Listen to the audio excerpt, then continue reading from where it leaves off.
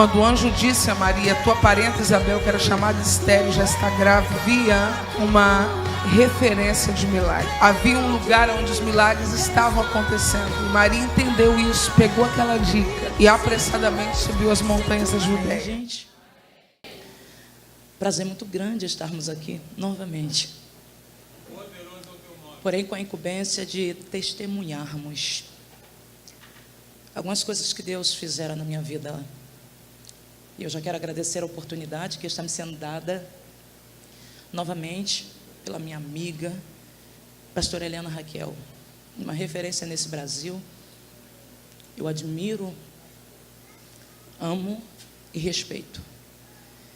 E quero agradecer toda a ADVIP, pastor presidente desta obra, aos demais que estão conosco, pastor Eliomar. Meu muito obrigado pelo carinho, pelo respeito. Eu piso, todas as vezes que eu piso nesta tribuna, eu piso muito nervosa, porque eu sei da responsabilidade que eu tenho de falar com esse público que é ensinado, instruído por uma das melhores pregadoras desse Brasil. E a gente sabe a responsabilidade que temos. Mas hoje é diferente, porque todas as vezes que eu pisei nessa tribuna foi para pregar a palavra. E geralmente quando eu sou chamada para ministrar, eu ministro a palavra. Eu não falo de mim, eu falo da Bíblia. Mas hoje o espaço foi me dado para falar de mim. Então eu sei discernir as coisas e separá-las também. Pregar é uma coisa, testemunhar é outra. Porém, meu testemunho tem a ver com Deus. E para iniciar esse testemunho, eu só vou abrir esse salmo, porque foi o salmo que deu início a tudo na minha vida. Salmo 139. Eu não estou pregando, tá? Eu só quero aqui repetir o versículo que deu início a tudo na minha vida. Salmo 139, versículo 1 e 2, que diz assim: Senhor, tu me sondaste e me conheces.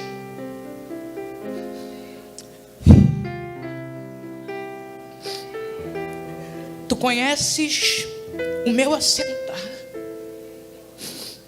e o meu levantar. De longe entendes os meus pensamentos, ou o meu pensamento. Cerca-me, ou cercas o meu andar e o meu deitar, e conhece todos os meus caminhos, sem que haja uma palavra na minha língua. Eis que o Senhor tudo conheces. E eu fecho a Bíblia. Queridas e queridos de Deus, nesta manhã, onde esta atmosfera já envolve uma sensibilidade muito grande da parte de Deus, eu quero compartilhar com vocês um pouco da minha história.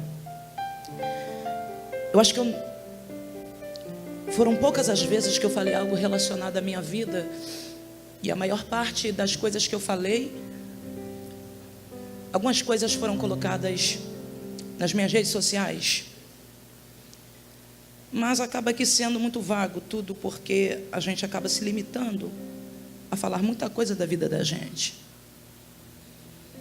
Mas eu quero falar do início. Eu quero falar de como eu cheguei até Jesus e de como Jesus chegou até a mim. Eu nasci dentro de um lar não evangélico. Primeiro que eu nasci e fui rejeitada pelo meu pai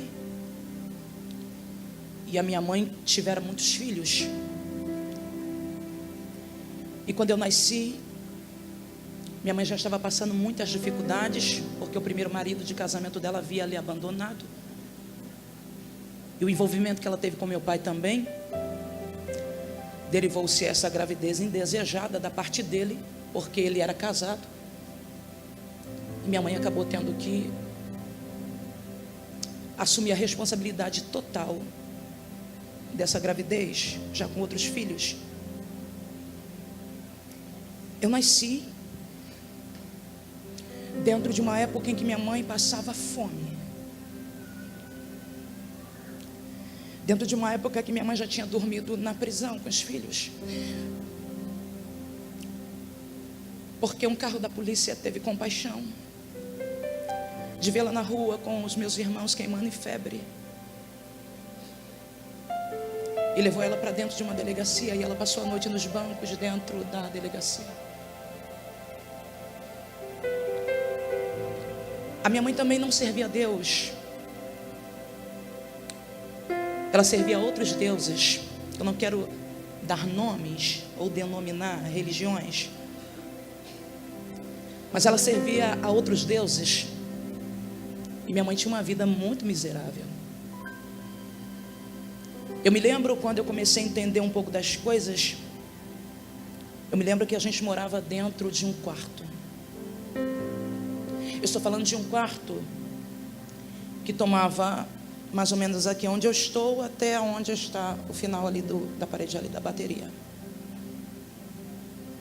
Era um quarto para 8 crianças. O banheiro não era dentro do quarto, era do lado de fora.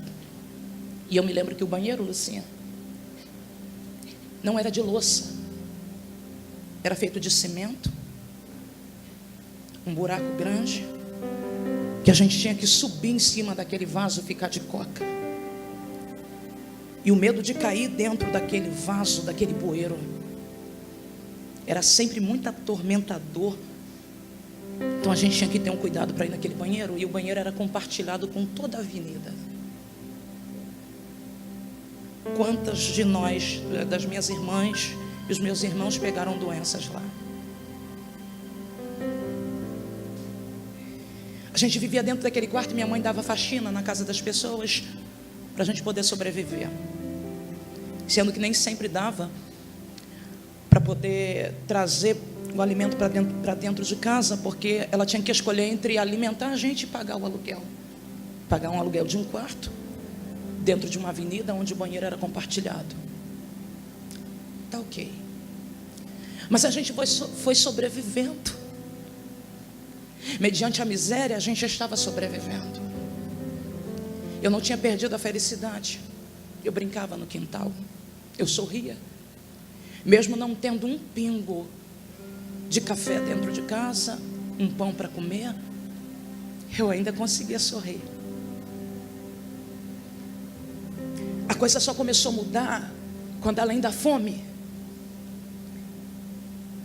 a pedofilia invadiu a minha vida.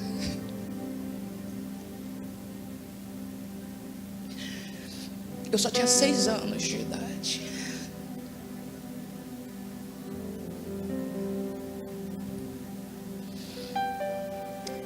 Superar a fome foi o de menos. Porque muitas das vezes, quando a gente tinha fome, a gente batia na porta de um vizinho da avenida para pedir um pouco de fubá, um pouco de arroz. Ou então a gente pegava no quintal que tinha muito mato, colhia uma planta que hoje me falha a memória o nome. Ela produzia umas florzinhas roxinhas. Aquela planta era como se fosse uma bertalha. E a gente pegava aquela planta, levava para dentro de casa, jogava numa frigideira com óleo, aquecia aquilo para poder matar a fome. Mas eu estou falando que superar a fome foi o de menos.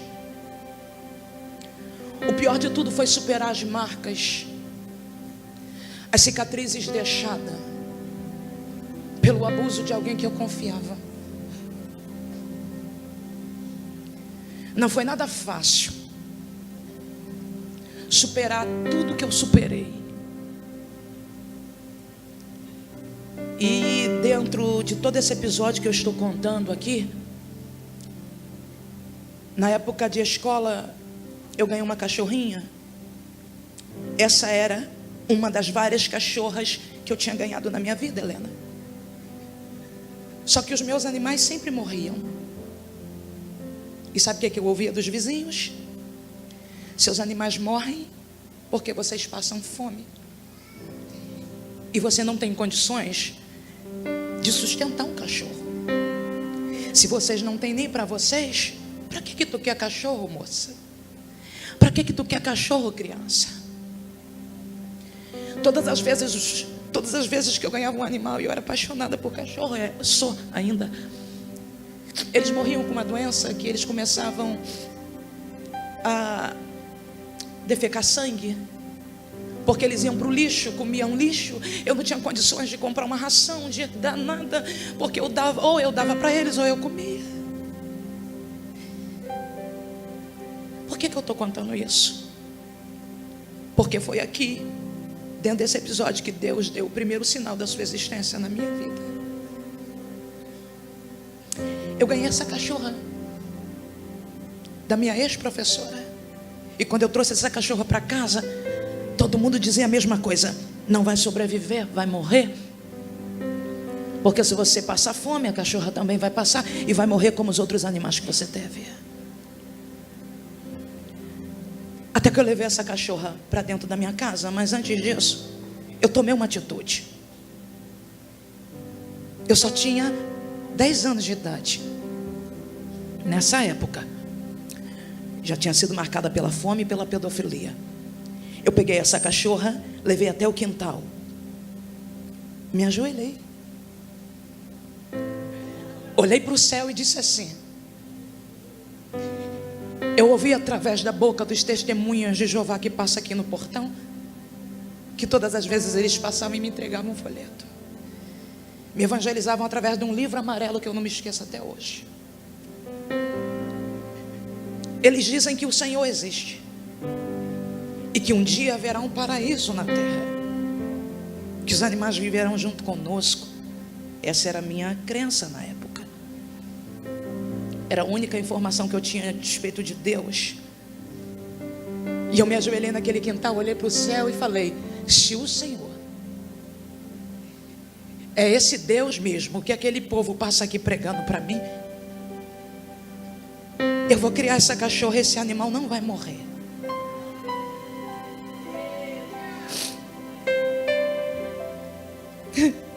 Vocês não acreditam não, mas foi a primeira cachorra na minha vida que eu vi crescer. Eu estou te falando que um animal trouxe resposta da existência de Deus para minha vida. A cachorra morreu de velhice.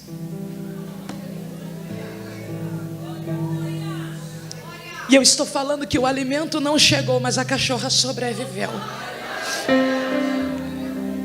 Através daquilo Deus falou: eu existo. E estou aqui e vou lhe provar isso. Passando fome, muita coisa aconteceu, mas essa cachorra era um recado de Deus para mim. Talvez eu não entendesse naquele exato momento, mas hoje eu entendo que ela foi um recado de Deus para mim. Depois desse episódio, se passou um tempo, eu estou resumindo tudo, ainda marcada por tudo isso que eu acabei de contar. A minha mãe arrumou uma pessoa, se envolveu com um homem mais novo do que ela. Eu não aceitava o relacionamento, porque além da minha mãe não ter nada, eu achava que aquela pessoa ainda estava tirando o pouco que tinha. Essa pessoa era usuária de droga, e ela levou cocaína para dentro da minha casa. E eu vi ela fazendo uso da droga dentro daquele quarto com os meus irmãos pequenos. Eu não aceitei a situação. Eu me lembro que naquela época minha mãe jogava aquele jogo chamado búzio. E existia um punhal que estava entre aquela bandeja de palha entre as guias e o jogo dela. Eu não aceitando o relacionamento, eu peguei aquela faca e ameacei aquele homem. Eu queria que ele saísse da minha casa. Eu queria que ele sumisse da vida da minha mãe. Ameacei ele, a gente começou uma discussão muito grande. E nessa época eu já estava com 12 anos de idade. A minha mãe vendo a situação, minha mãe não era crente, lembrando que minha mãe não era crente, servia a outros deuses. Minha mãe vendo a situação, ela simplesmente achou que a culpa era minha. Eu era uma criança de 12 anos e ela não se conformou com o fato de eu não aceitar o relacionamento dela. Está ali ameaçando o homem com uma faca. Ela, ao invés de me escolher, escolheu ele. E a minha mãe pegou, naquele exato momento, disse para mim uma palavra que me doeu demais. Ela disse: pega as suas coisas e suma daqui, porque eu quero ver o diabo na minha frente, mas eu não quero mais te ver. Pega tudo que é seu e vai embora.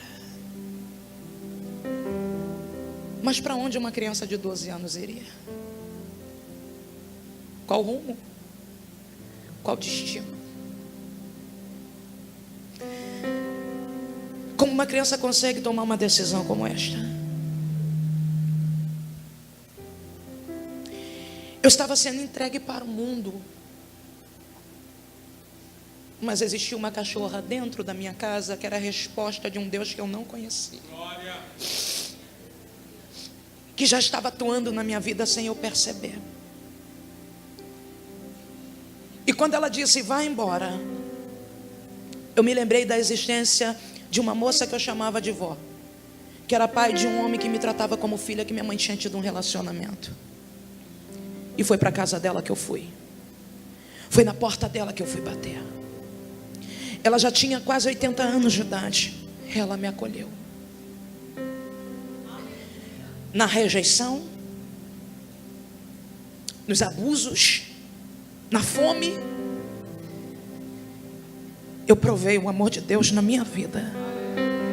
Porque quando eu fui colocada para fora de casa, foi na porta desta senhora que eu bati. E lá eu fui acolhida. E através de uma das filhas delas, que já frequentava a igreja, eu fui chamada para a igreja pela primeira vez. Eu me lembro que eu não vou dar nome de denominação, mas eu estava indo com ela para uma igreja. Ela disse para mim: se arruma, porque hoje a gente vai para a igreja. E eu topei.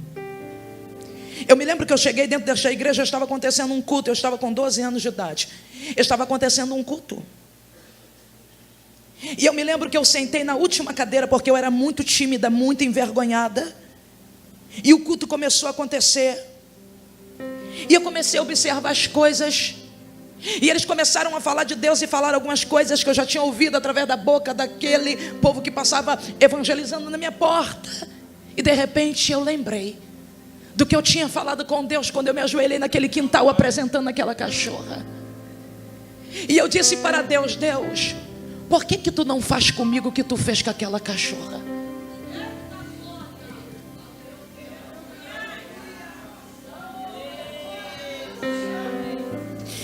Porque até esse ponto eu estava querendo tirar minha vida.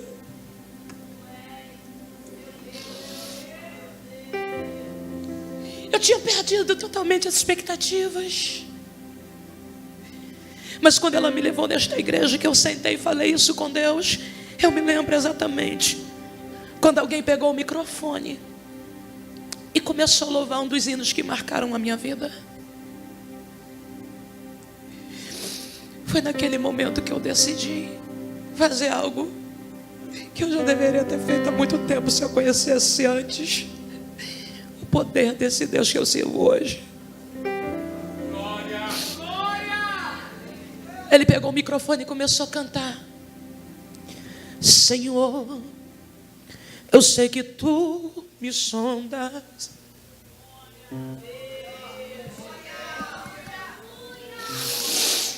Sei também que me conheces. Sabes quando assento ou me levanto.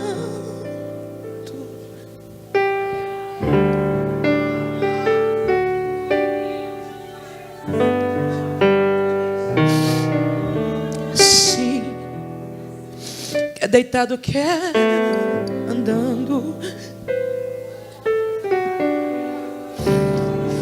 Sei que tudo em mim conheces, mesmo que não haja em mim palavra. Sei que tudo me conheces, Senhor. Eu sei que tu me sondas.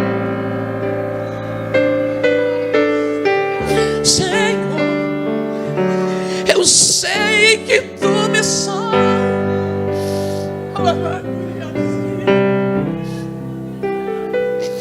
Eu sei que tu me sondas, Senhor. Eu sei que tu me sondas.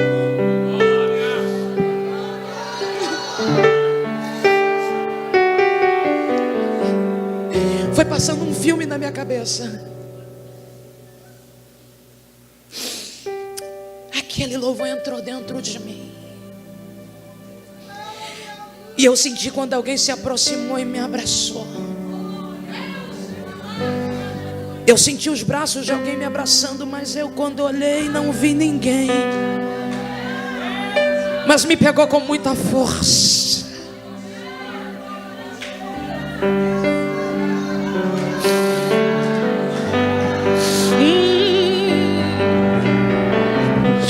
Sim, ainda que não haja em mim palavras, eram os braços dele. Sei que tudo me conhece. Ele estava me abraçando ali. Senhor, eu sei que tu me sondas. Ele estava lá. Ele estava quando ninguém mais estava. Ele me abraçou quando a minha mãe me deixou.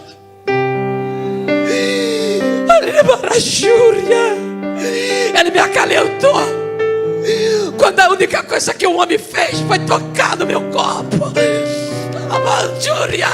para me fazer mal, para me destruir.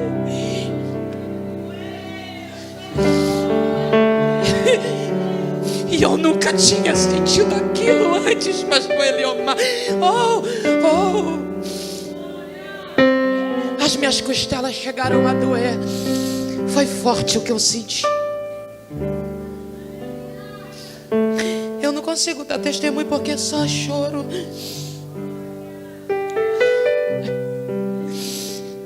Eu sei o que eu vivi naquele momento. Aquele abraço que eu não vi de quem era, mas que eu sei de quem era. Mudou a minha vida.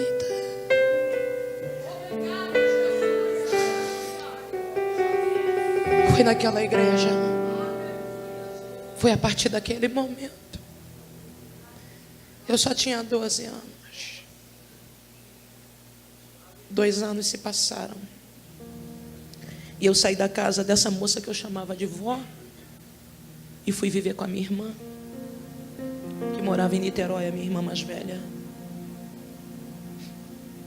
Eu trabalhava muito dentro da casa da minha irmã para pagar o prato de comida que eu comia.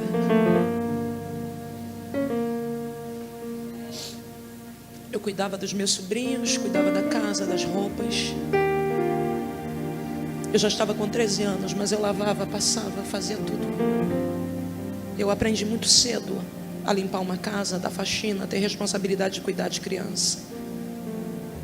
Eu sempre fui esforçada. Eu sempre me destaquei em tudo que eu fazia. Eu sempre fiz bem feito. E depois que eu fiquei um tempo com a minha irmã, foi lá dentro que a minha fé se elevou. Nesse meio tempo, 2 cunhadas do meu cunhado, que hoje é falecido, estavam frequentando a Assembleia de Deus. Eu tinha conhecido Jesus numa outra igreja, então não fiquei firme lá. A partir desse momento, de 13 anos para cá, eu fui convidada para um culto pentecostal pela primeira vez. Naquela lá foi a adoração que invadiu o meu ser, foi o abraço que me curou. Mas dentro da Assembleia de Deus é onde os meus passos serão firmados. Eu me lembro que tinha um grupo de irmã que estava frequentando a casa da minha irmã, fazendo orações, e todas as vezes levava a harpa cristã. E eu me lembro até hoje do hino que elas cantavam nos cultos matinais que elas se reuniam na casa da minha irmã. E eu fui me apaixonando. E daí eu resolvi ir para a igreja com a minha irmã. Aí eu conheci a Assembleia. Eu me lembro até hoje do hino que mais eu gosto de cantar, é o Achei um bom amigo, Jesus o Salvador, o escolhido dos milhares para mim. Acho que é por isso que eu gosto tanto de música. Dos vales é o lírio, a estrela da manhã, o escolhido, Consolador amado, meu protetor do mal, solicitude minha. Dos vales é o lírio, a estrela da manhã, o escolhido dos milhares para mim. Eu comecei a conhecer hino da harpa, até que eu resolvi ir na igreja com a minha irmã. E quando eu cheguei, lá estava acontecendo um culto na Assembleia de Deus, um culto pentecostal. Primeiro eu fiquei assustada, depois eu me adaptei. Eu me lembro quando eu cheguei, o povo estava numa dancinha, botava a mão aqui, e tinha uma mulher que veio igual um avião no meio e rodou, voltou. Eu fiquei assustada. Depois que eu fiquei assustada, eu comecei a me adaptar no ambiente. Eu falei, acho que eu quero sentir esse negócio aí também.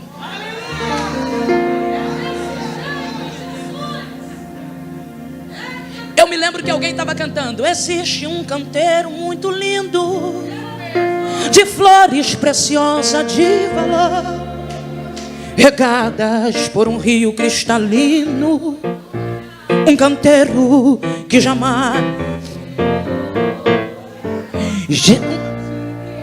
lá do alto, olha isso, um mistério que jamais se revelou. O canteiro é a igreja reunida, as flores são os servos do Senhor. E os jovens avivados cantando: água viva que jorra, uma fonte que... Eu falei, não, o que é isso que eu estou sentindo aqui? E eu levantei: água viva que jorra de Deus, enche-me, enche-me, sacia-me. A água está correndo, ela não para. Se você é uma flor, pode sentir. Se está passando agora o jardineiro, olha, ele está passando por aqui. Eu já estava cheia e não estava entendendo nada. Água viva,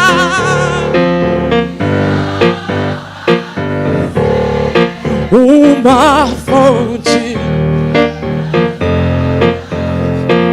Enquanto eles cantavam, eu levantei e comecei a bater assim com o meu pé no chão. Eu falei, o que está acontecendo comigo? Que chorra de Deus. Eu estava já na marcha. Enche-me, enche-me, sacia-me. Falei para Deus: se isso é de ti, eu quero. Ai, calabas, opevarabas.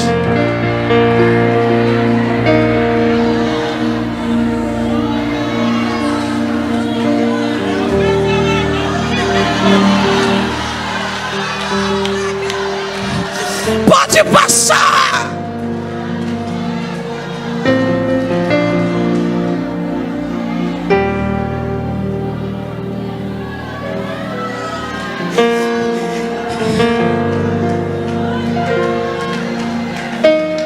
Você entende isso? Aquilo estava me enchendo, estava me preenchendo. Aquilo estava fazendo a dor desaparecer. Eu estava esquecendo da rejeição. Aleluia. A minha história estava mudando. Ele veio entrando, invadindo, dizendo: eu sou a água que vou te saciar.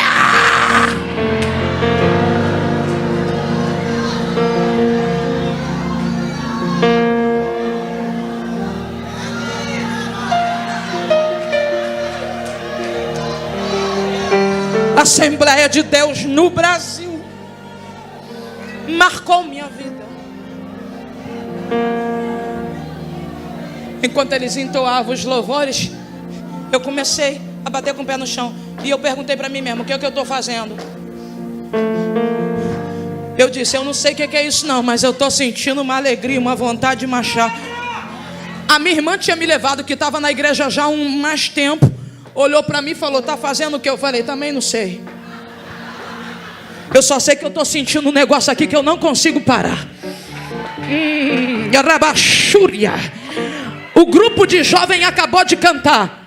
Chamaram o grupo das senhoras, que se levantou numa outra cadeira e começaram a cantar.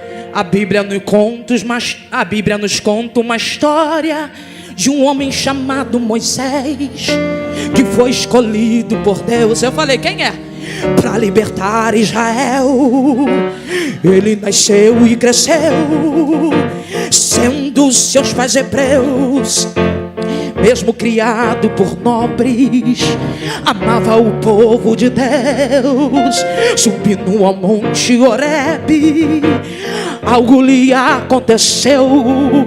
No meio de fumaças ardentes, ele ouviu a voz de Deus: Moisés, tira a sandália dos pés, porque o lugar onde tu pisa é terra santa. Só me lembro das irmãzinhas de cabelo branco cantando: vai, vai, Moisés, libertar o povo de Israel. Falei: tá falando comigo. Vai, vai, Moisés, e leve pra terra que mana leite e mel. Eu falei: o que está acontecendo? Aleluia. Sabe por que eu canto todas as vezes que eu prego? Sabe por que o apelo que eu faço é cantando? Sabe por que a música emana de mim? Porque cada hino desses que eu cantei marcaram a minha vida.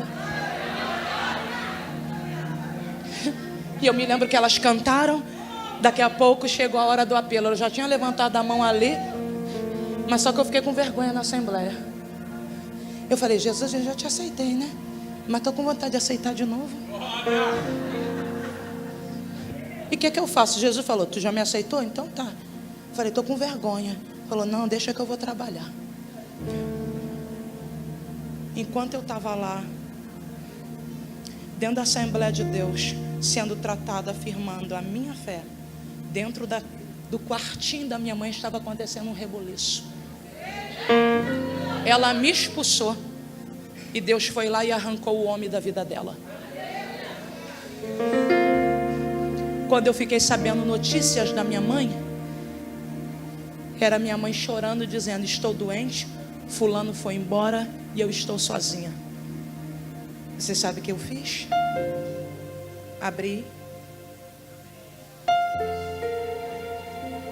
e abracei.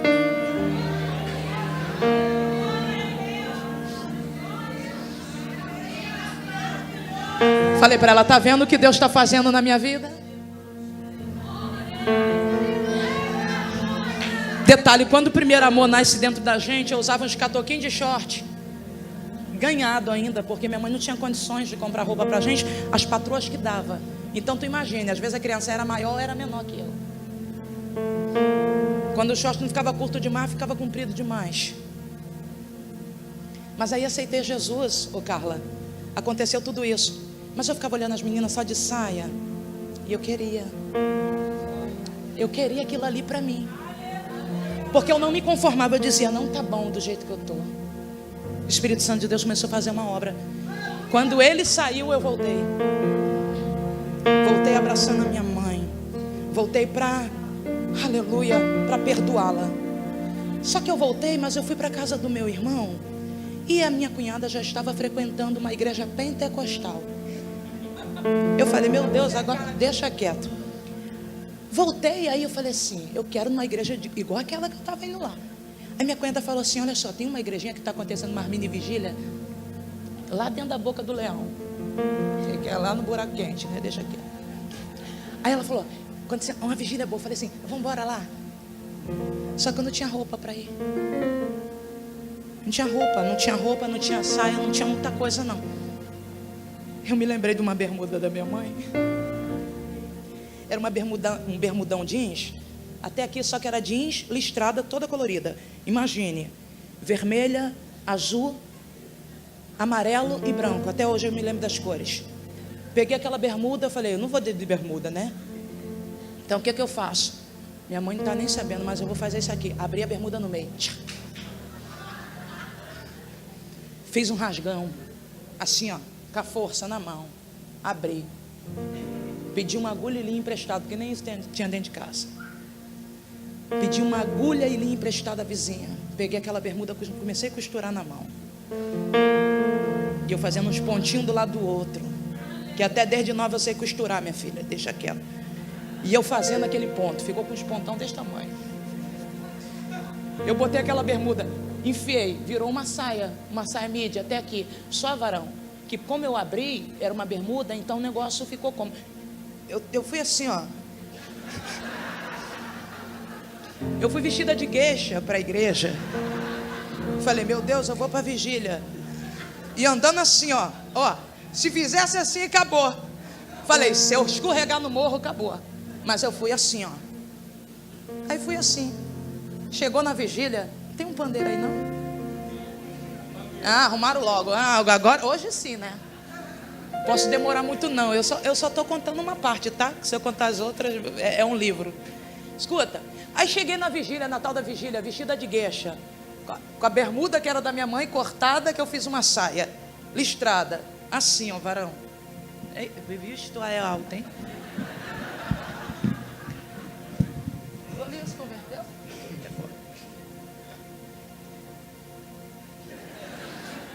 E eu assim, ó, apertadinho, ó, assim, ó, com aquela bermuda. Mas quando eu cheguei, tinha um senhorzinho na igreja e uns irmãozinhos, não tinha bateria, não tinha guitarra, não tinha nada. Cheguei, o varão estava.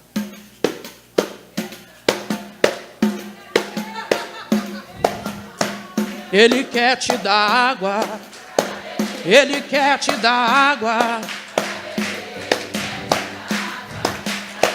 Ele quer dar água para você. Eu falei, o que é isso aí agora? Na outra tinha adoração. Em uma tinha aquele louvor mais forte que eu senti um manto, mas agora tinha pandeiro.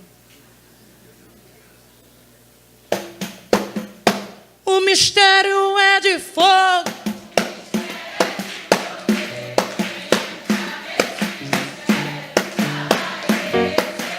Escuta, eu estava quietinha no meu canto. Eu só podia ficar assim, ó, na machinha, porque a saia só me limitava a isso aqui, ó. Era só isso aqui, ó, Helena, só isso aqui, ó. Aí o varão começa.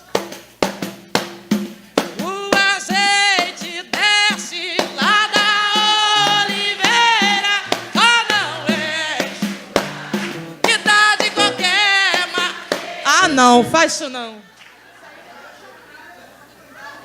E eu comecei assim, ó. Daqui a pouco, a pastora da igreja veio assim, ó, no manto, rodando, com só um dedinho pro alto. Eu falei, quem essa mulher tá vindo pra cima de mim? Veio rodando, no manto, e o saião dela abriu. Cabelinho de coque. Chegou, me deu um abraço. Quando me deu um abraço, disse no pé do meu ouvido: eis que faço uma coisa nova hoje na sua vida. Te digo assim: vou eu mudar completamente a tua história. Sou eu aquele mesmo Deus que te fez promessa outroras. E tu sabe em que circunstâncias você chegou aqui. Mas te digo que até os processos que você passou foi projeto meu. Vou marcar a tua história, vou te dar um nome e vou te dar um ministério. Mas para que tu saiba que eu sou o Deus da sua vida, e o Deus que falou contigo naquele lugar que tu veio de lá para cá, eu te batizo com meu Espírito. Quando ela falou, eu te batizo, o Senhor falou, eu te batizo com meu Espírito e desço sobre ti línguas repartidas como de fogo, eu não vi mais nada. Eu só sei, minha filha, que a saia, a saia lascou. Alguém pegou um negócio de um pano, me amarrou na cintura que ficou tipo um saião. Eu só sei que daqui a pouco eu estava falando em línguas dentro daquela igreja, rodando, sapateando, aleluia, sentindo uma coisa que eu nunca senti na minha vida, e Deus dizendo, eu arranco as marcas da pedofilia, aleluia, eu restauro a sua alma, vou restaurar a tua casa, vou converter tua mãe, vou trabalhar na tua família, vou te dar um ministério, vou colocar o dom da minha palavra na tua boca. Cresça, porque eu serei contigo aonde quer que tu andares, aonde tu colocar a planta dos teus pés, eu te darei o lugar por herança, porque sou eu, Deus, que te resgatei.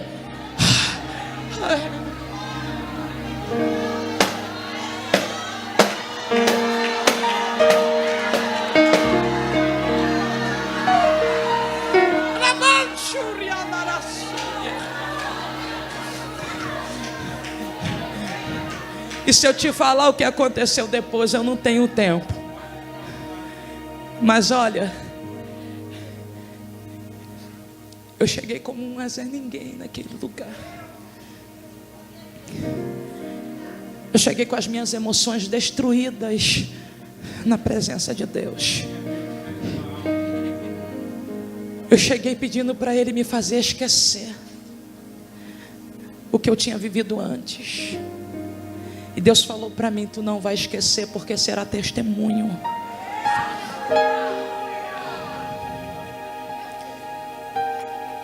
Deus me colocou de frente da pessoa que me abusou, e eu tive que perdoar. Deus me prometeu um ministério naquele dia que o Espírito Santo de Deus me abraçou. Só que Ele não me avisou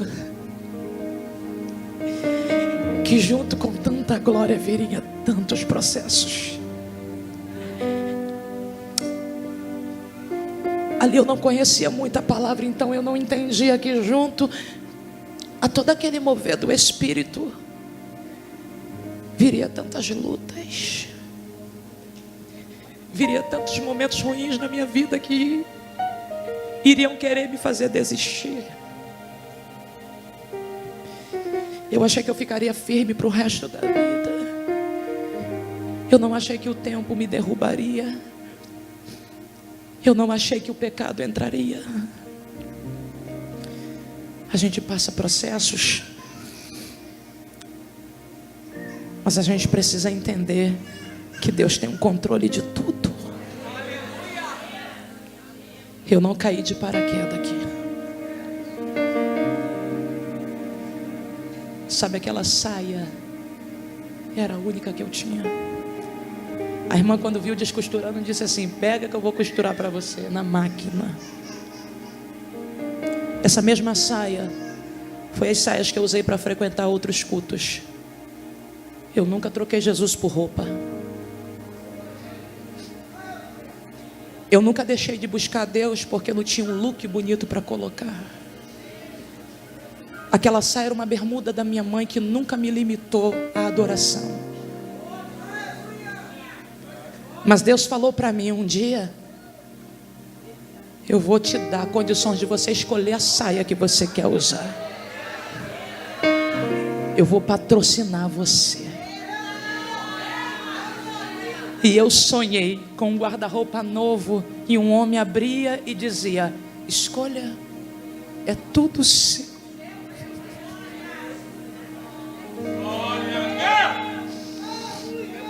Você entendeu? Hoje as lojas me patrocinam, não porque elas querem, mas porque Deus deu uma ordem. Você está entendendo? Sai porque eu sou patrocinada, sai porque você me vê com os looks bonitos na internet, porque eu nunca dependi de roupa para adorar, porque eu nunca dei desculpa. Eu não tenho uma blusa nova para ir para o congresso, eu não tenho uma roupa bonita para ir para tal lugar. Eu enfiava a saia da gueixa colorida, que mais parecia o tiririca, e ia adorar. Porque o que não importava para mim era o look, mas ser cheia do Espírito Santo era mais importante. Então daí começou tudo.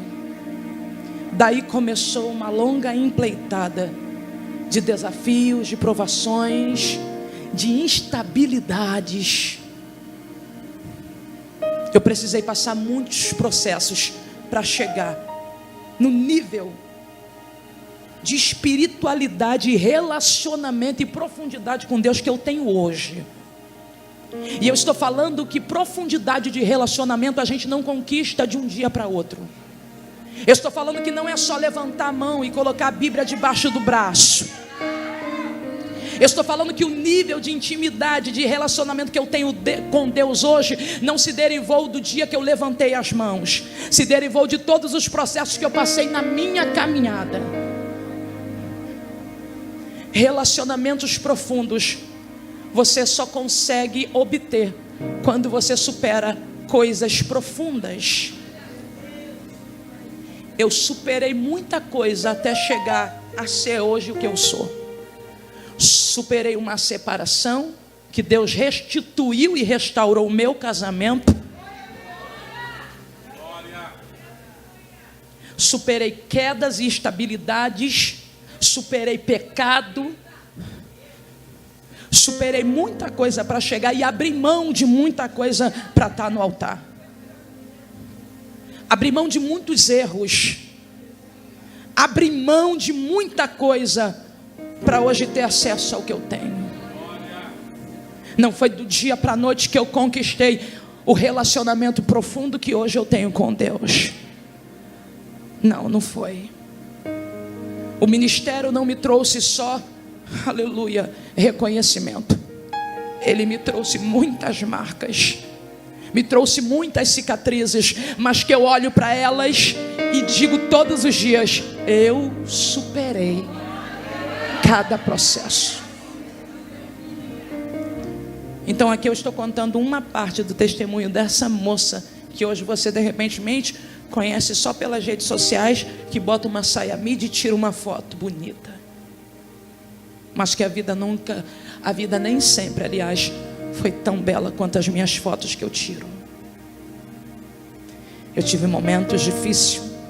Eu superei uma depressão profunda. E eu estou falando que eu me deprimi quando eu já estava no Evangelho. Interessante que os abusos, a fome, não me trouxe depressão, como o ministério me trouxe. Agora eu entendo Jeremias, eu entendo Jó, eu entendo Davi. Pastor Eliomar. Eu superei uma depressão profunda. A depressão ela se aproxima porque ela encontra uma porta. Ela entra pelas lacunas deixadas por outras situações que a gente passa. Perdas, traições, decepções, amargura de alma, angústia de coração, falta de perdão, relacionamentos quebrados e destruídos, perdas de pessoas que a gente ama. São portas que a depressão, ou seja, brechas que a depressão acha para entrar.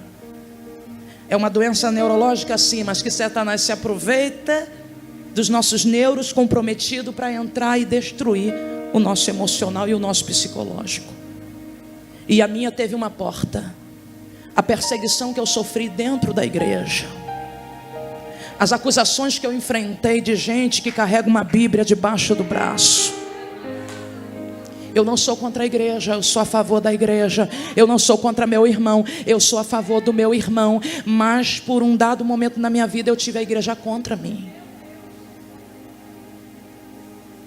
Tudo por causa da aparência que eu tenho, do corpo que eu possuo. Um vestido justo, uma pregação exagerada, sem um pouco de equilíbrio. Me faltava um pouco de equilíbrio, me faltava um pouco de senso. Mas eu estava pregando. Eu fui bombardeada. Eu fui tida como prostituta. Eu fui tida como pombagira. Eu fui tida como Jezabel. Eu fui chamada de tudo quanto é nome ruim que vocês possam imaginar. Não foi pelos ímpios, foi pelas pessoas que se diziam ser evangélicas. Eu fui bombardeada, destruída, que ao ler tudo aquilo que eu li, aquilo me levou para dentro de um quarto e me fez querer desistir de tudo, da minha chamada, do meu ministério, a ponto de eu desligar os meus telefones, as pessoas ligarem, não conseguir falar comigo, meu esposo falando: você não vai atender o convencional. Eu falei: não, eu não quero mais isso para mim. Eu sei, aleluia, que é um preço muito grande para ser pago. E eu entrei numa depressão profunda que eu não queria mais nada. Sentia tudo que foi relatado aqui pela uma moça no seu testemunho. O coração acelerava, parecia que eu estava tendo um ataque cardíaco. Eu sentia sensações eminentes de morte. Sentia a sensação de desmaio, como se meu corpo estivesse indo embora.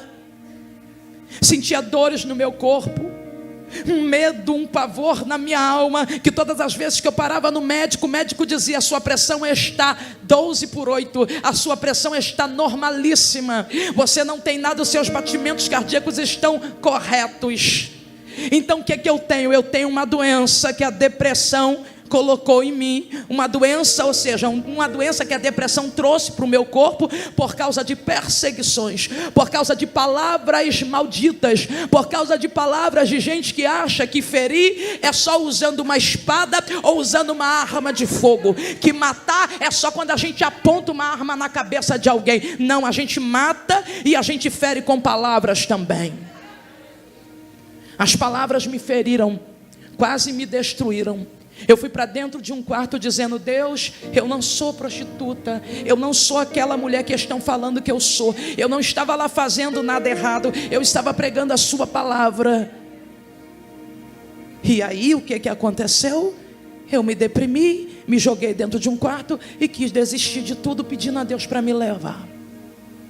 Até que uma madrugada me joguei no chão, chorei muito em cima da minha Bíblia, que rasgou a capa da minha Bíblia, de tanto que molhou com choro. E na madrugada Deus me visitou. Eu estava dormindo, para finalizar aqui minha oportunidade. Eu estou resumindo, porque se eu falar de outras coisas, até de quando eu caí, vocês não têm noção. Escuta, eu estava dormindo quando Deus me visitou na madrugada desse choro. Eu tive um sonho, Helena, e eu só quero contar isso aqui porque é muito importante para mim. Eu tive um sonho. Eu estava indo para uma igreja no sonho. Porém, quando eu chegava na porta da igreja, a igreja estava lotada. Eu não conseguia entrar. Mas no sonho meu coração almejava, porque eu queria ouvir a palavra. Mas não tinha lugar para mim ali. Ninguém deixava eu entrar.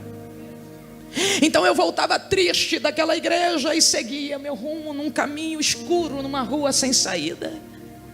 Eu estava triste, com a cabeça baixa, quando de repente aparecia um cachorro muito grande.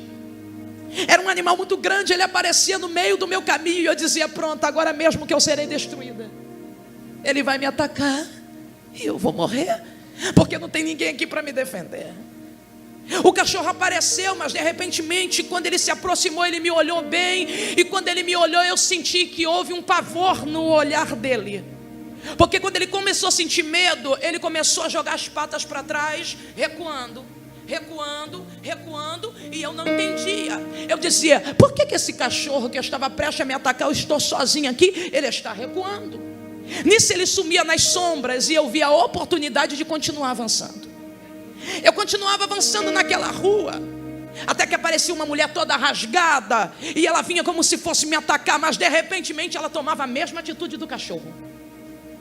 E ela começava a se afastar e se escondia nas sombras, e era como se aquilo ali dissesse para mim: continue.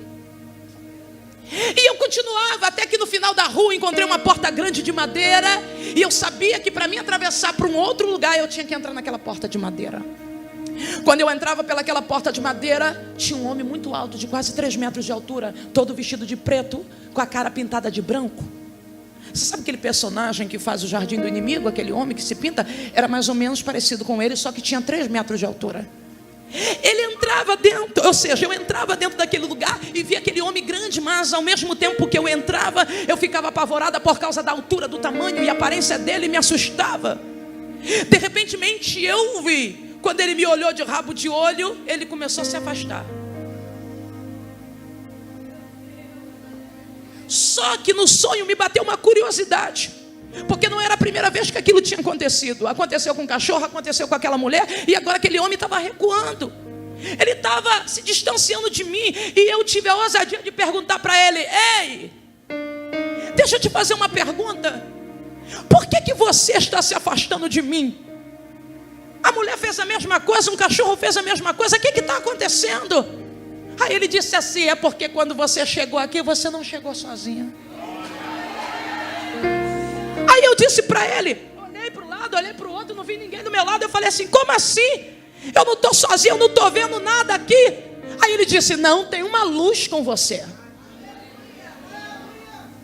Ele falou: tem uma luz com você, essa luz dele está com você. Aí eu perguntei: quem é ele? E quem é essa luz que anda comigo? Ele olhou para mim e ele disse: ele não te contou quem ele é?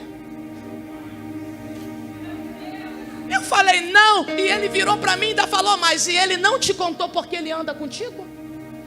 Eu falei: não, e eu quero saber, me fala. Ele disse para mim: ele anda com você por causa do teu coração.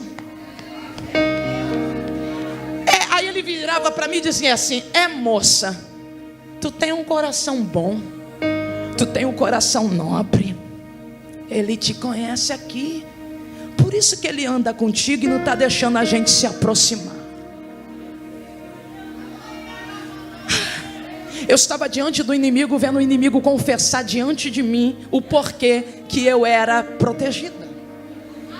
Quando eu acordei dentro do meu quarto, eu ouvi uma voz, como se fosse a voz de um profeta dentro do meu quarto, citando as mesmas palavras que Samuel citou quando viu Eliabe. E Deus falou: eu não vejo como vê o homem olha a aparência, mas eu conheço o coração. Sabe o que era aquilo? Era Deus dando resposta à minha oração, dizendo: quem está te vendo como pombagira não está te vendo como eu te vejo. Quem te vê como prostituta não está te vendo como eu te vejo. Quem falou que você da vida não está te vendo como eu te vejo. Então deixa eu te falar uma coisa: com qual opinião você fica? Com a daqueles que estão te criticando nas redes sociais, ou com daquele que se entregou na cruz por você? Levanta a tua cabeça, porque tu irá crescer em extremo, e eu vou provar que sou na tua vida.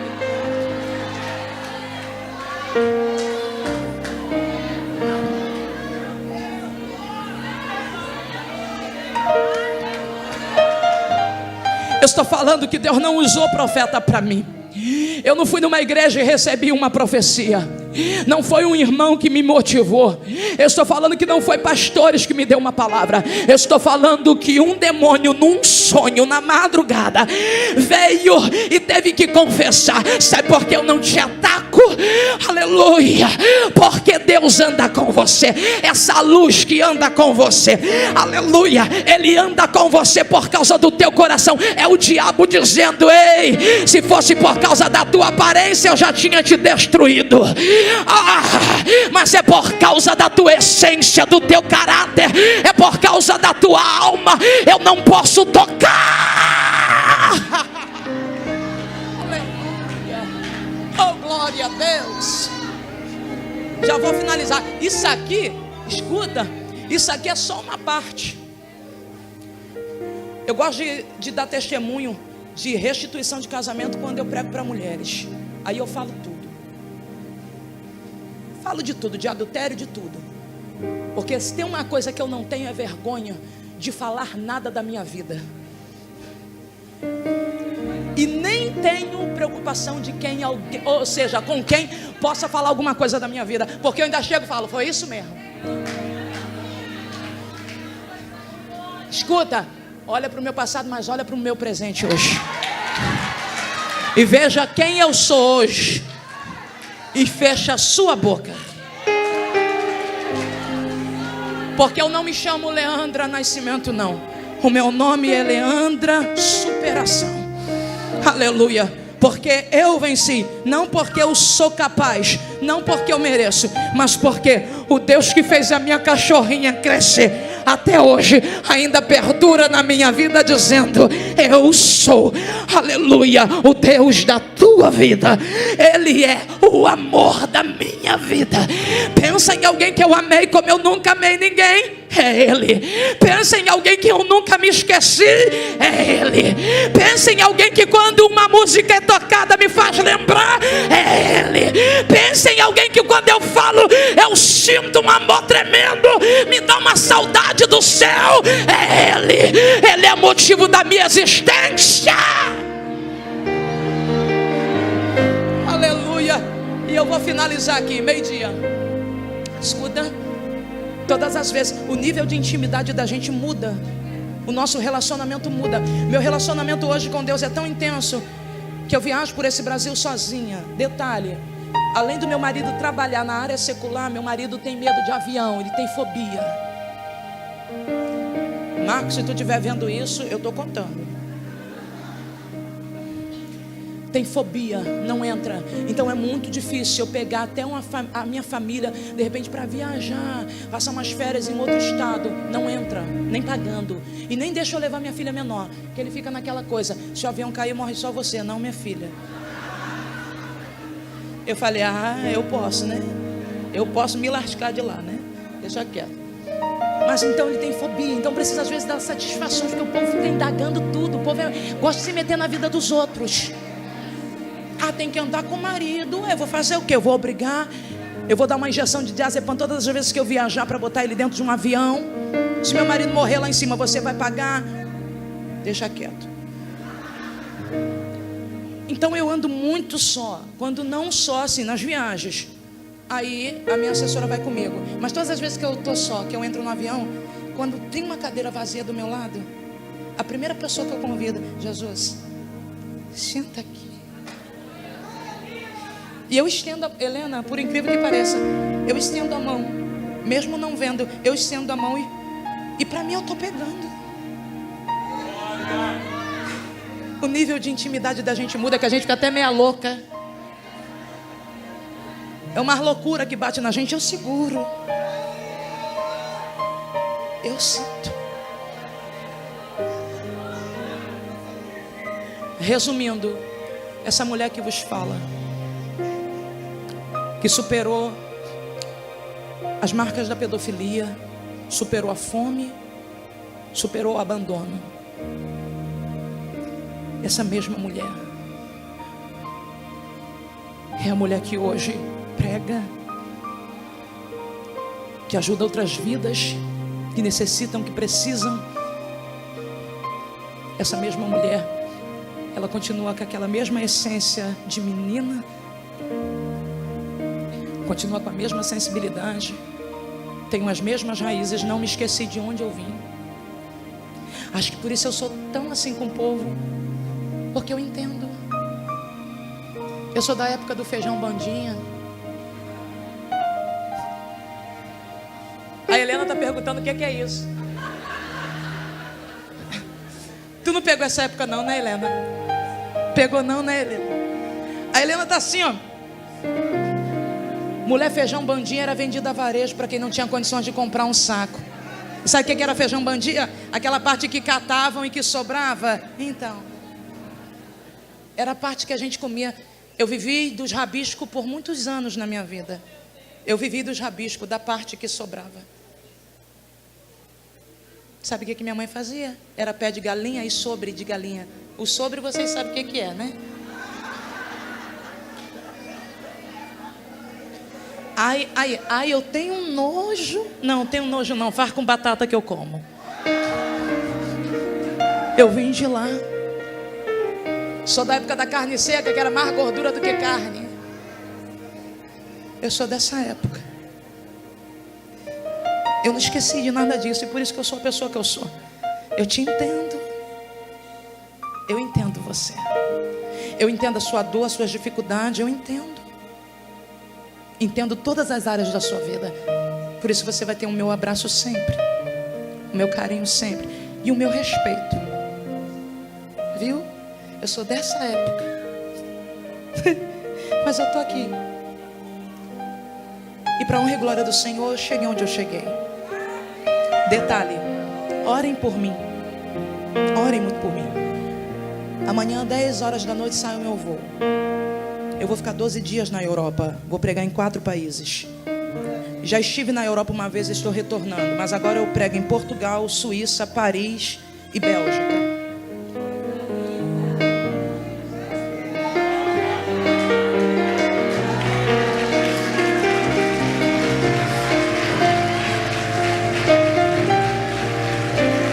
Eu só estou falando isso. Não é para me engrandecer de nada, porque não é a primeira vez que eu vou na Europa. Eu só estou falando isso, que a moça que ainda come sobre, a moça que ainda gosta de um pé de galinha, a moça que veio daquele barraco naquela avenida que chamavam de cabeça de porco, está indo para a Europa levar a palavra. E quando eu voltar de lá, essa mesma moça ainda vai existir.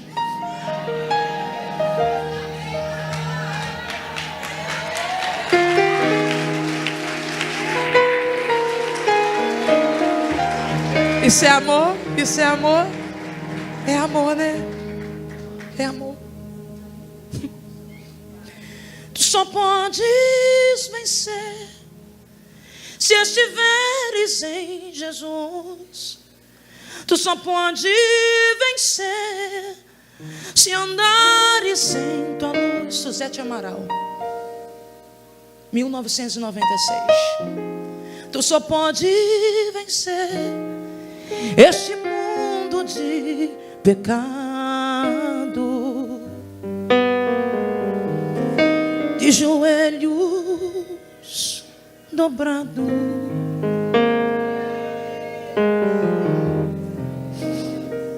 Deus abençoe. Então, Belém.